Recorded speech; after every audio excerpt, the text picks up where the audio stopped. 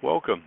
In this video, we're going to look at the ego's world of denial and projection as described in the book A Course in Miracles. And this is the first of three parts. This mechanism of denial and projection is the ego's main strategy in the world. And it hopes with this to prove that itself is innocent and the problems lie in the world, and that's where they may be changed. In contrast to the Course's teachings of forgiveness of the miracle, the problem is in our mind and is projected out onto the world being completely neutral in itself. In this video, I've used material from my book, Healing the Course, and I've also been helped by some of the models and ideas presented in the book Forgiveness in Jesus by Dr. Kenneth Wapnick, my own teacher. And I'd like to start with the metaphysics of the Course in regard to this subject.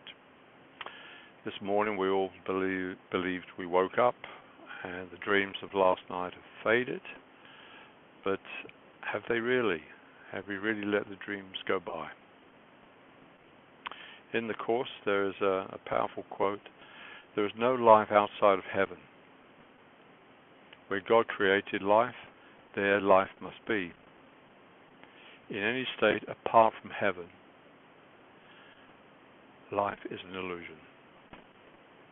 Now that's rather frightening to our egos, because this life we live here is definitely not heaven. And what's implied there is not actually real. So to help understand this a bit better, I'll use a drawing. And in the top diagram there's a reference to the split mind, and that's explained in more detail at the bottom in the circle. The split mind occurred after the seeming separation from God, when we thought it was a good idea to be individual and special and do our own thing and break away from the oneness. The mind fractured into three parts: the ego, the Holy Spirit, which is like the memory of God we took into the dream, and then the decision maker, which is always listening to one or other of these two counselors, normally the ego to begin with. It's the path of the Course to turn us more and more to listen to the voice of the Holy Spirit. Holy Spirit is in what's called our right mind, and the ego is in our left mind.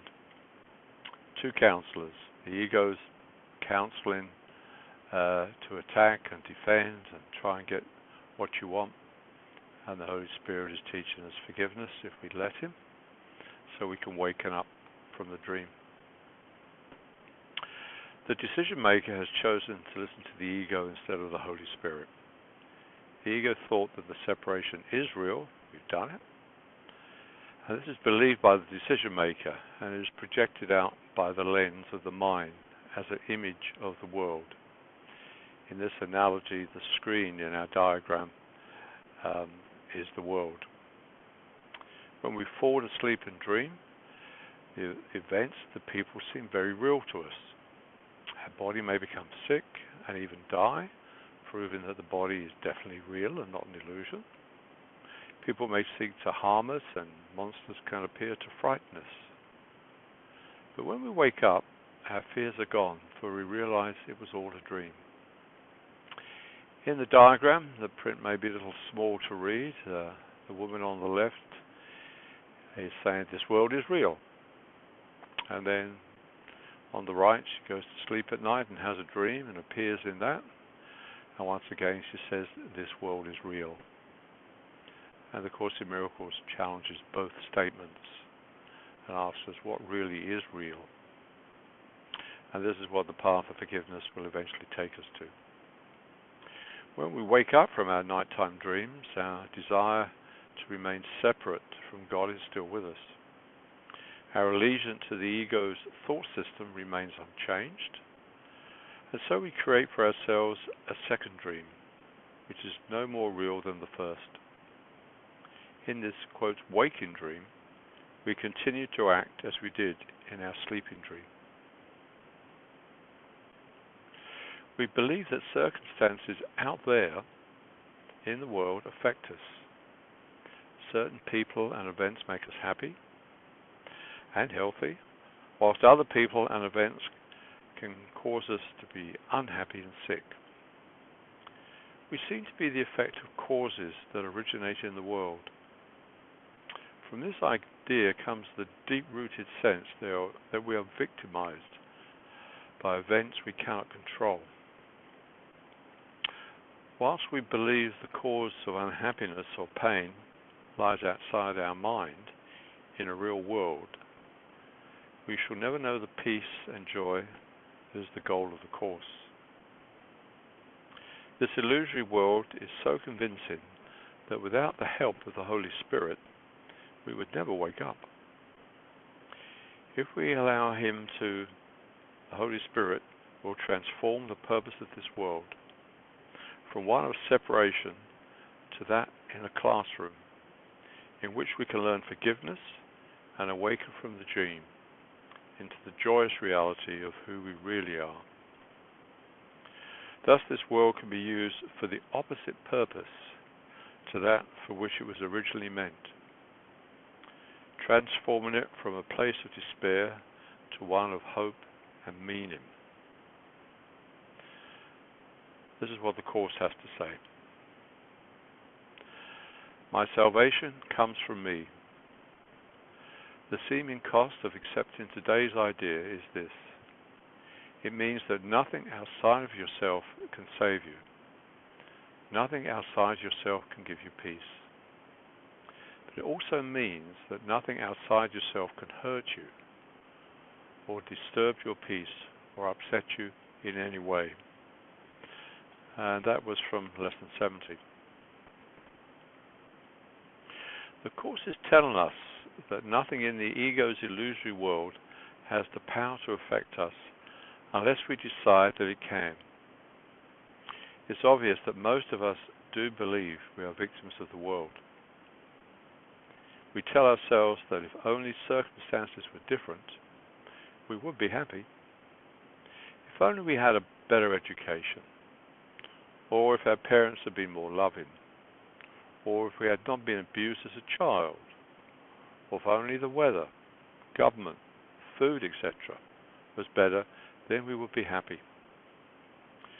We believe that if we could change the world, we could find happiness that has always eluded us.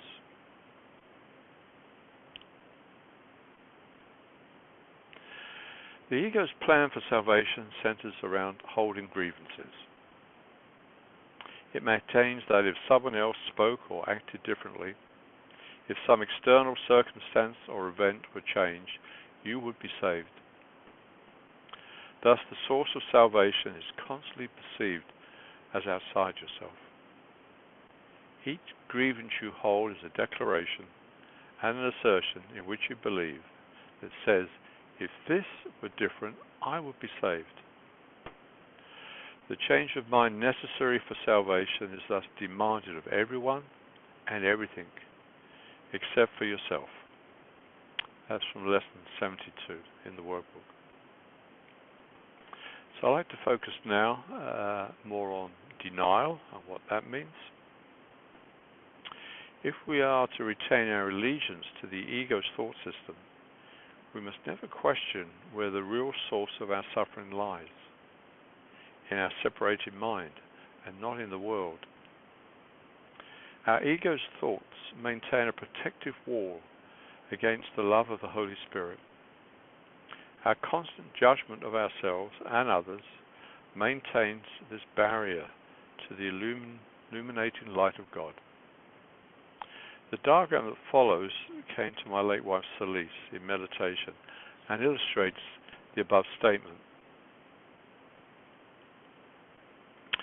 Here we see the Holy Spirit, the memory of God in our mind, shining continuously upon us, but blocked out by the ego's defense. When we forgive, we create a gap in our minds for the light of the Holy Spirit to shine in. For a moment, the ego is gone, waiting for us to welcome it back in again.